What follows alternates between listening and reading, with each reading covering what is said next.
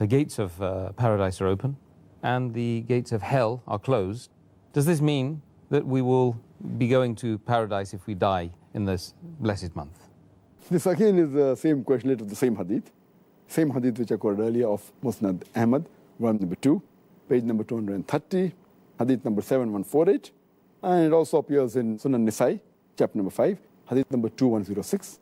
Again the same hadith, the Prophet said, he told the people that the blessed month of Ramadan is approaching.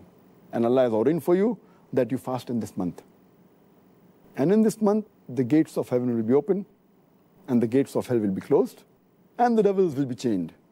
In this month is the night of Qadr, which is more blessed than 1,000 months. And a person who's deprived of the pleasures, of the blessings in this month, is truly a deprived person. Here again, this is a common question, that if the gates of heaven are open and the gates of hell are closed, then anyone who dies but naturally will go to Jannah, because the gates of hell are closed and Jannah open.